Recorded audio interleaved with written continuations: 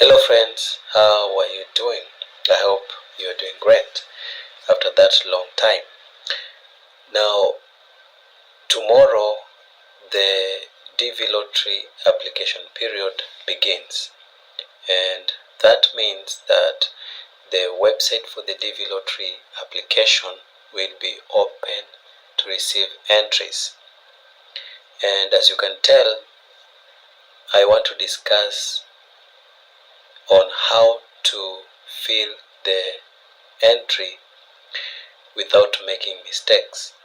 And there are many things that we're going to discuss. So before you enter into the lottery or you apply the DV lottery program, ensure that you understand this video and the concepts therein properly. As you can see, the first part of the DV application requires you to fill this information, and the first item is the names, and these names are the names that you have. And from many regions of the world, you find individuals having at least 3 names. Others have 2, but majority have 3 names, whereas others even more than 4 names. But how are you supposed to enter these names correctly? Remember guys, I've been telling you that the correct way to enter your names into the DV lottery is by referring to your birth certificate. If you have your birth certificate, your chances of making mistakes on your name are minimal. So the document that I recommend you to have during application, not that you will have to upload it anywhere during application, but just for veracity, the correctness of your entry, you should have the birth certificate or the passport, and enter the names as they are on your birth certificate or your passport. That way you will eliminate the errors that can face you afterwards. So you plug in your family name first here, and it's mandatory, and then your first name, and then the middle name. If you have 3 names, put your family name here, then your first name, and then the middle name. But if you don't have the first name, you can check this box here. If you don't have a middle name, check this box here. If you have 4 or 5 names, then you can put the family name here, and then the first 2 names here, and then the middle name here, just as they are on the birth certificate. The second part is on the gender. This is straightforward. It's either a male or a female. And then the birth dates. Insert the birth dates as they are on the birth certificate. Some individuals tend to forget the date of their birth. They remember the month and the year, but the date they don't know. So refer to your birth certificate and put the correct dates of birth, starting with the month, then the day, and then the year. The birth certificate will help you a great deal. And then we have the city where you were born. And here come problems, because the systems that are used in various countries, they differ. For example, in the United States, we normally use the term city to refer to any town in the United States. We call it a city normally. But when you come to countries in other regions of the world, you'll find that they have the term city referring to a huge town, a big town, and they have town referring to small towns, and we have villages and centers. So what you should know is that your city where you were born, as indicated here, simply means that place that is indicated on your birth certificate as your place of birth, regardless of whether it is a city or not. Even if it's a tiny village where you're born in, but that name appears on the birth certificate as your place of birth, that name is what you're going to insert here, the name of that village. Same case applies all across other towns or centers. So if you have a village, a town, a center as your name of the place of your birth, then you use it here even if it's not a city, so long as it appears on the birth certificate. Another question about the birth city is, in Kenya you'll find names of hospitals appearing on the place of birth. You can insert the name of that hospital here, or the town in which, or the city in which that hospital is. That's why I'm telling you the birth certificate is very important. You can insert the name of the city or town where that hospital is, or the name of that hospital as it appears on the birth certificate.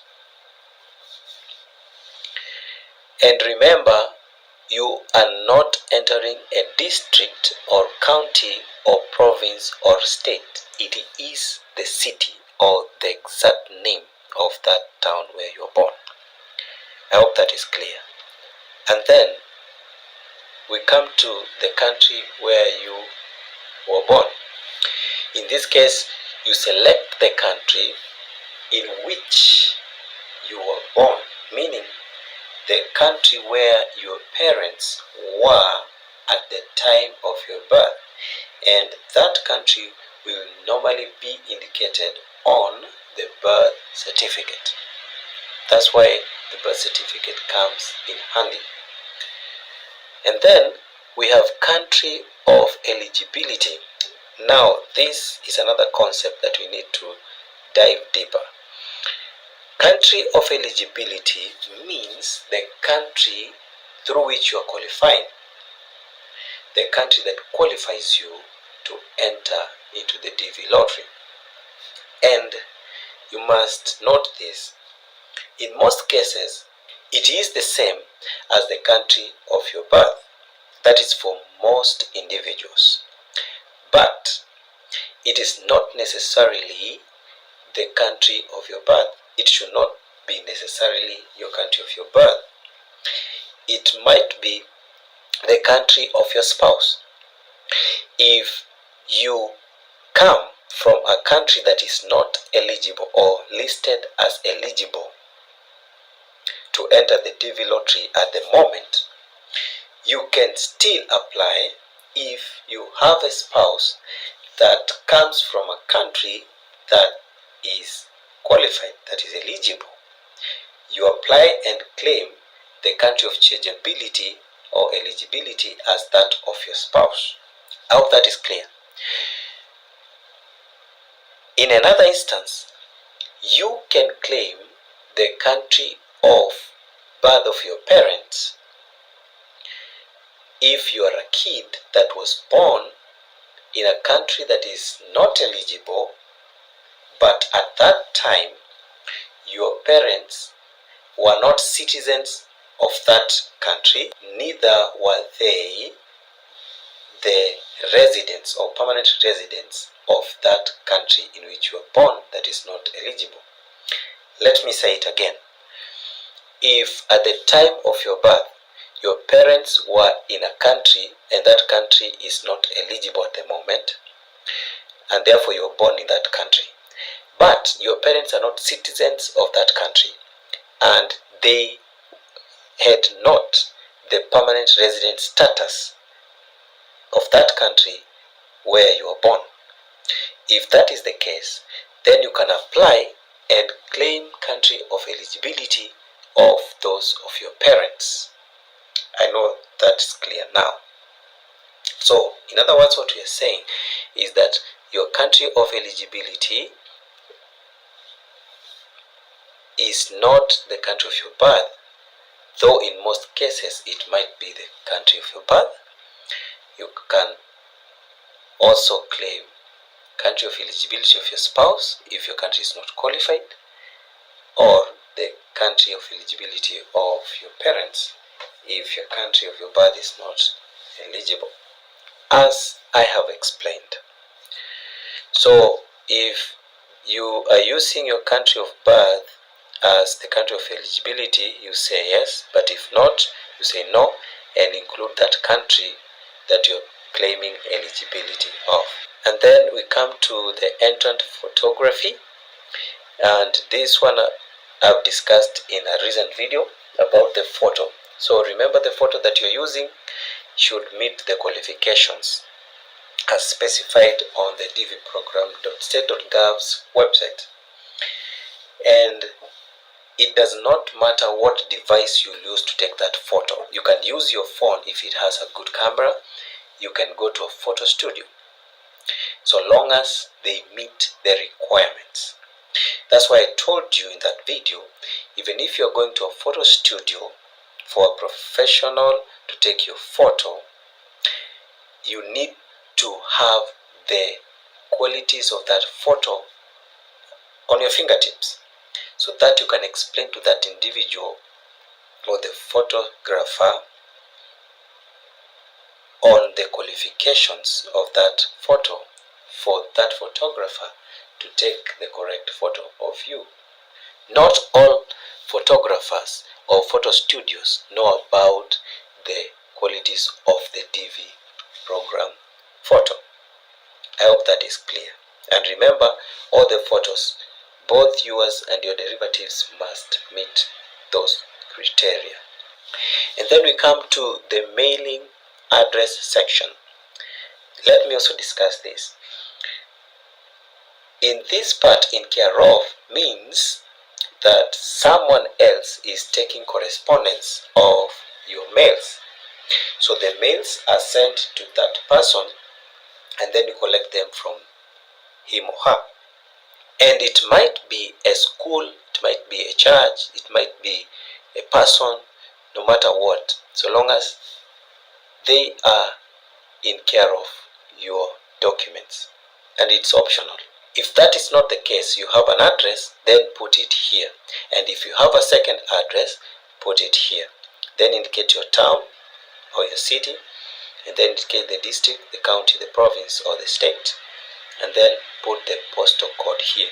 And about the postal code, because I know different countries use different system, the postal code of your town, you can get it by browsing it from the internet.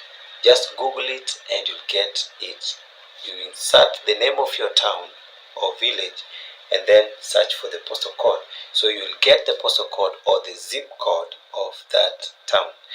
But if you search that way and you don't get it, you can just click this box. You can check this box, no postal code. And then you put your country here.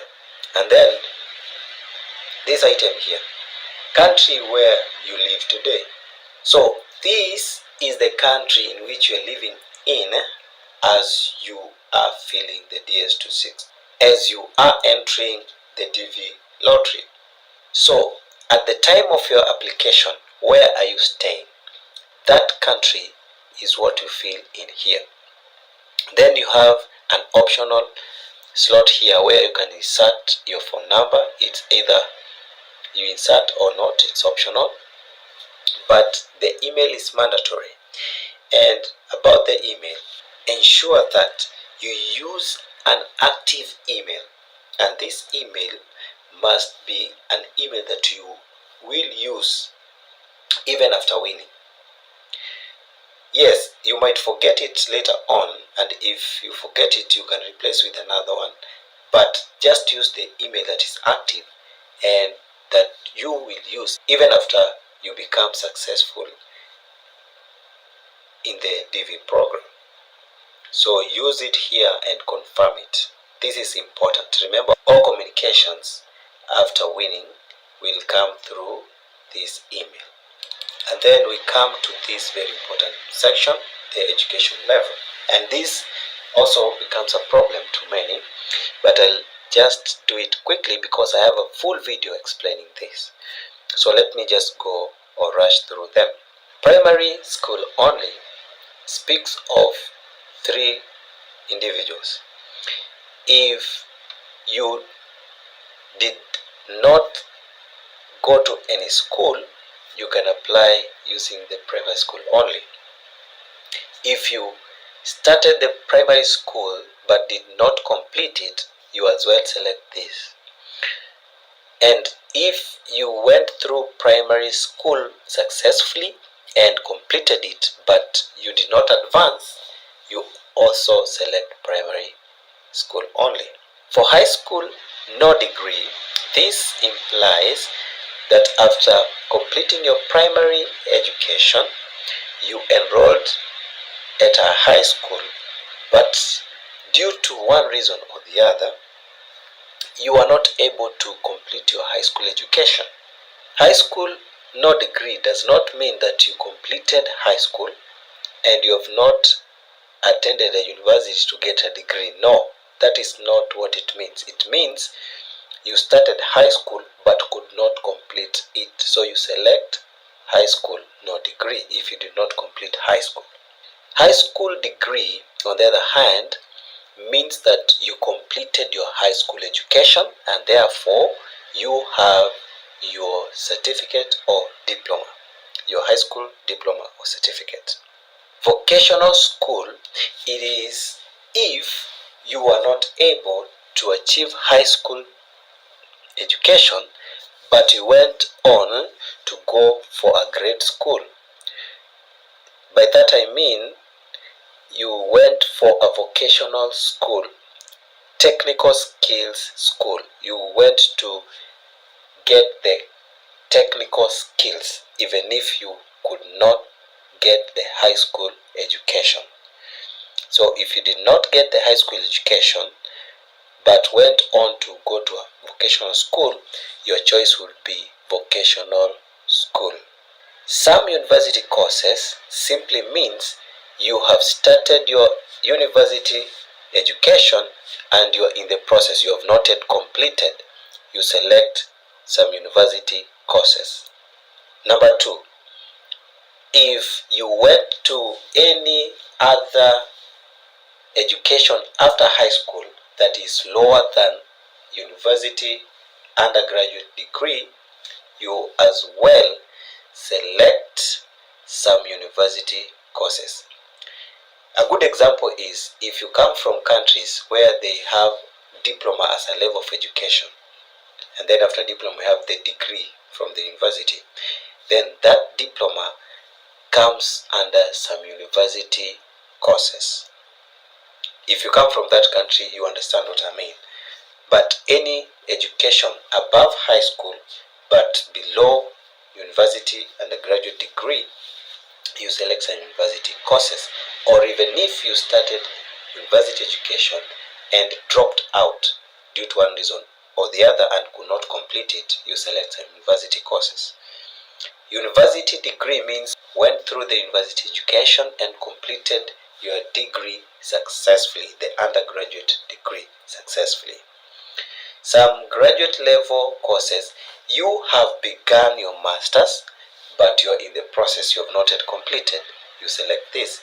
You've started your education above the university but you have not yet completed, or to some reason you went on to drop it. Then you select some graduate level courses. Then master's degree means you've completed your master's education and therefore you have your master's degree. That means you select master's degree. Some doctorate level courses means you are continuing with your doctorate, or you started the doctorate but you've not yet completed due to one reason or the other, or you could not complete it, you select some doctorate level courses. And then doctorate simply means you have your doctorate degree, you have completed your doctorate. I hope that is clear. And then there's some explanation here about the vocational, just as I have explained. And then we come to this other part, the marital status and the number of children. Let us begin with the marital status. And here also come a lot of problems. Let us see. Unmarried. Unmarried means single. And single means you don't have a legally married spouse. And that simply means as well that your girlfriend is not your wife. Your boyfriend as well is not your wife. So if you are single, indicate single. And then married and not to a US citizen, or married and to a US citizen. These two, let us discuss married. So married means you were legally married at the time you are applying for your DV lottery. So you have the document, the civil documents showing that you are legally married. That's when you select married. And I know others have questions. We are customarily married in our country and we don't have these official papers. What should we do? In that case, you should feel as married because you are customarily married. And then afterwards, process the legal marriage certificate. Upgrade your customary marriage to a civil marriage, to a legal marriage. And before we proceed, if you're married to an United States citizen, you indicate this first one. If you're married to a citizen of the United States, you have the second option. Divorced. Divorced simply means that you are legally married with documents, but later on, due to some reasons, you went on to apply for divorce and it was successful. So you are legally divorced and you have the divorce papers. That is the only time that you select divorced. Divorced does not mean you are legally married with papers, but later on you decided by yourselves to go your ways. That does not apply. Even if you go your ways without a legal divorce procedure, you are still married even if you went your ways. Widowed. Widowed means you are legally married to a person and then unfortunately died. So if you have legal documents that indicates your marriage and later on your spouse died, then you apply as widowed. Remember, if you are not legally married, you cannot claim that you are widowed because that spouse was not your legal or legally married spouse. So you should have the papers to show that this was your spouse but died. Legally separated means that you are legally married with documents, but due to one reason or the other, you decided that you need to separate and you followed the legal procedures for separation and you have proof documents for that. That's when you select legally separated. And there is an explanation here about what I've just discussed. And then when we come to this other sensitive matter here, the number of children, you should indicate the correct number of children that you have. By this I mean, there are children that do not qualify as your children, whereas there are others that are your legally qualified children to be added here. And you should never lie, because I have dealt with victims of this. People that lied about the number of kids that they have and they were not given the visas. So if you have one kid, indicate you have. Even if you're not married, if you are a man and you have a kid, indicate it. If you're a woman and you have a kid, indicate it here. Now, which children qualify? The children that qualify include your biological children. Number 2, stepchildren. And stepchildren means that you legally married a spouse that came in with children. Legal marriage.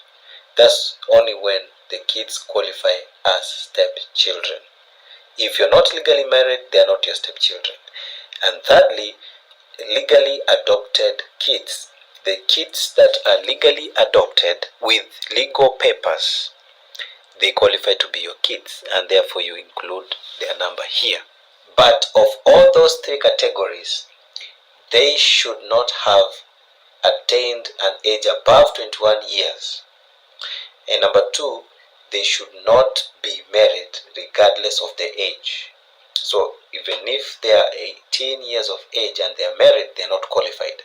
So they should be below 21 years of age and unmarried. And after you filled that, then we click submit, and then the page. And then if you indicated you are married or you have kids, pages with parts to fill the information of your spouse will come, and then followed by the information about your kids, each one of them. And then after that, you will click submit, and then a page that will allow you to go through the information that you filled to verify whether you filled correctly will appear. And then after confirming, then you click submit, and you are through with your application. And then a confirmation page will come with a confirmation number that you're supposed to keep safe until the results are out, because that confirmation number is the number that you will use to check whether you were successfully selected or not. But if you indicated you don't have kids and you are not married, that means you're the only applicant. The next page will be, once you click the submit, a confirmation page where you confirm that the information in your field is correct. So you go through that information, and if it's correct, you click submit, and then the confirmation number appears that you're supposed to keep safe. It's as simple as that. The only problem that can arise is by you lying about the information or trying to do a double entry. Remember to do only one entry. Don't do a double entry. And with that, I come to the conclusion of this video and the end of it. And if you find it useful, please subscribe to the channel first, then give it a thumbs up to show you like it. Then share with your friends before they apply. Let them as well know this information before they apply for a correct DAV lottery entry. And let's meet in the next video.